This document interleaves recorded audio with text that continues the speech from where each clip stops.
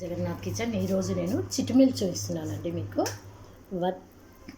బియ్య పిండితో గోధుమ పిండితో చిటిమిల్ చూపిస్తున్నాను. Welcome to Jagannath kitchen.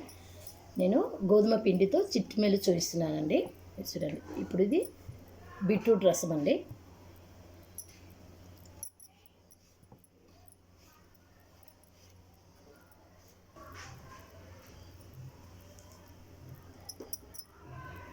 చూడండి, ఈ విధంగా పిండిని తడిపి పెట్టుకుందామండి. పలసగా తడపకూడదండి. దీన్ని పలసగా తడుపుకుంటే సరిగ్గా రాదు. నేను చూపిన విధంగా తడుపుకోండి. బీట్రూట్ ముద్ద ఈ విధంగా రెడీ అయిందండి. ఇప్పుడు ఇంకొకటి చూపిస్తాను.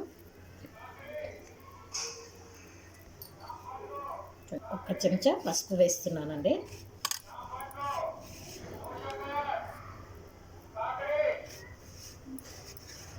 కొద్దిగా పసుపు వేసిన తర్వాత నీళ్ళతో తడుపుకుందామండి పిండిని. చెప్పాను కదండి, పలుచగా తడుపుకోకూడదు. చూడండి, ఈ విధంగా మళ్ళీ పిండిని ఈ విధంగా అండి, ఎంత సన్నగా అయితే అంత సన్నగా అండి.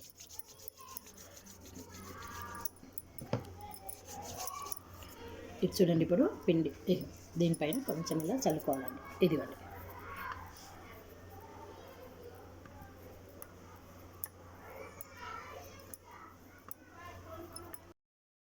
ఒకసారి ఈ విధంగా చూడండి. పిండిని ఈ విధంగా చేసుకుంటాం కదండి. చేసినప్పుడు ఇదిగోండి, ఈ రెండు ఈ వేళ్ళతో ఇదిగోండి ఈ విధంగా దీనిపైన పొడి పిండి చల్లుకోవాలండి, లేదంటే అతుక్కుపోతాయి. ఇదిగోండి, కనిపిస్తుందా అండి?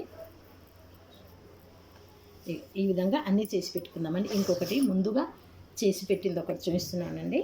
ముందుగా చేసి పెట్టి ఎండబెట్టుకున్నానండి. ఇందులో ఏ కలర్ కలపకుండా. ఈ చిటిమెల్ ఏంటంటే, మనం మ్యాగీ చేసుకుంటాం చూడండి, పాతటి కాలం వాళ్ళు ఇలా తీసుకున్నారు. ఇప్పుడు మనం మ్యాగీ నేర్చుకున్నాం, కానీ తినేవాళ్ళు దీన్ని ఇప్పుడు ఏంటి, మనం ఇంట్లోనే మ్యాగీ మసాలా తయారు చేసుకొని ఉప్మాలాగా చేసుకోవచ్చండి. దీన్ని స్వీట్ ఇలా కలర్ వేయకపోతే స్వీట్గా చేసుకోవచ్చు.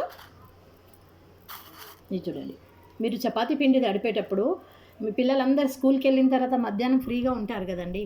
పిండి తడిపినప్పుడు ఇంత ముద్ద తీసుకొని మీ టీవీ చూస్తూ ఏదో చూస్తే కాలక్షేపంగా చేయొచ్చు. ఇటు పిల్లలకు మీరు మంచి ఫుడ్ పెట్టిన వాళ్ళు అవుతారు, మీకు ఒకటి హ్యాపీనెస్ ఉంటుంది.